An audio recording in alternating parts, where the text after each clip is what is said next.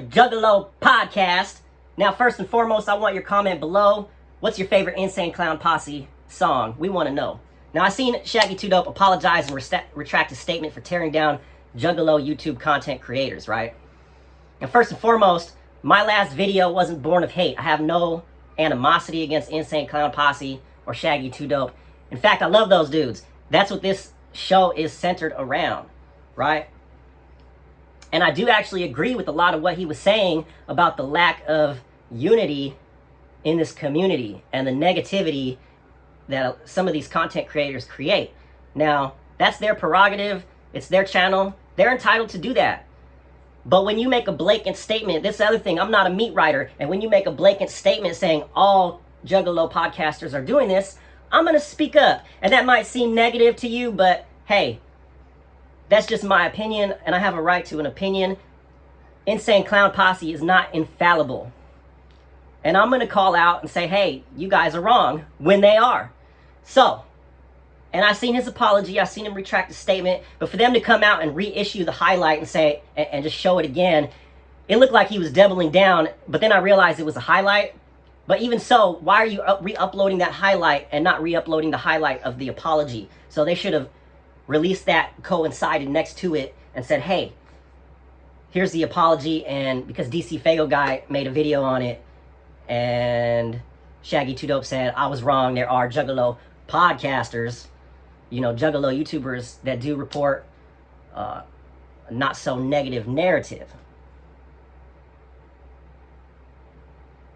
And I'm going to continue to report. See, the thing is I don't even report. My channel looks super negative. When you look at the thumbnails and the titles, it does look super negative, right?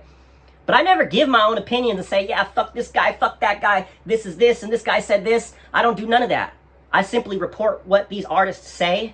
I post it, and I leave it at that. I let you come to your own conclusions. Now, the gathering of the Juggalos. This is like Woodstock for Juggalos. 25 years. 25 since 2000. And every single year except for COVID, it's never been shut down. It's never been canceled except for COVID. 25th annual gathering of the Juggalos is in 12 days. And we got the Knot coming out. 6 Joker's card of the second deck. The 12th album out of 17 albums total is coming. Now, I understand people are like, man, that gathering lineup, man, that's weak, man. But let's focus on the positive here. We got Tech 9 coming back to the gathering. That's big. We got 3-6 Mafia, and hopefully, we see Killjoy Club up there. We got King ISO, Ill Bill, Immortal Technique, Guar, Mushroom Head, Onyx, and of course, the Insane Clown Posse, and many more. Now, this Knot album, 24%, 1 in 4 of my subscribers are non-believers, are faithless, and this album couldn't come at a better time. And I'm super interested to hear it. That Dead Kelly sounds fire to me. Now, people asking, where can we buy this album? Where can we get the merch at? Of course, you can get it at the gathering. They may put it on their website, maybe not, we don't know.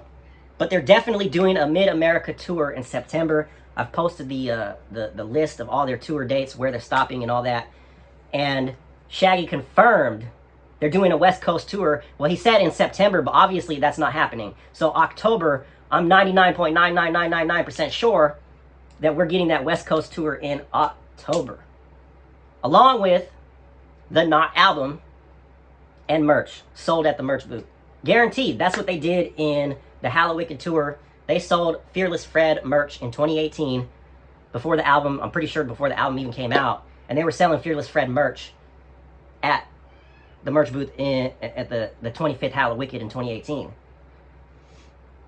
But you can probably get it off Psychopathic Vault or whatever their website is nowadays, man. They change it up so much. I can't keep track. Now, we're going to get into this. We are going to get into this topic, if you're still around.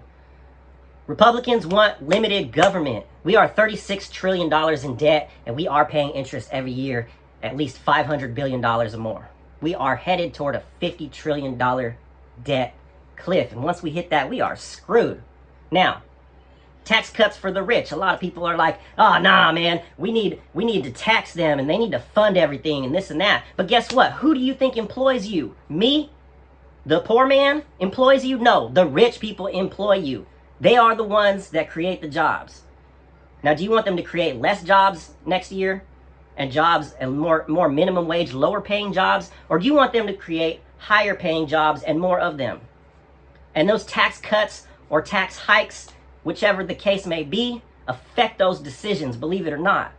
Also, more hours. You get your hours cut, you get more hours, you get overtime. This is all factors into tax cuts and tax breaks and taxing the rich. Those all affect those decisions. Not only that, your annual pay raise, right? Target, for example, they give annual pay raises every year between 10 cents and $1. Now, if you're doing a good job and you're going above and beyond, they will give you a bigger pay raise than other people. I've seen it, right? But if they're taxing the rich, they're going to be like, all right, it's time to roll back and cut corners because they got to pay for the lights, the electricity. They got to pay for their employees' paychecks, their health benefits. They got to pay for all the merchandise that they sell, everything that costs to run the business. And yes, they want that extra boat. They want that extra millions in their bank account. Yeah, they are greedy, but so what, man? That does trickle down, and you're going to see that in the coming months leading up to the midterms in the next election. Now, as far as Democrat approval, it's down to 19 to 29%.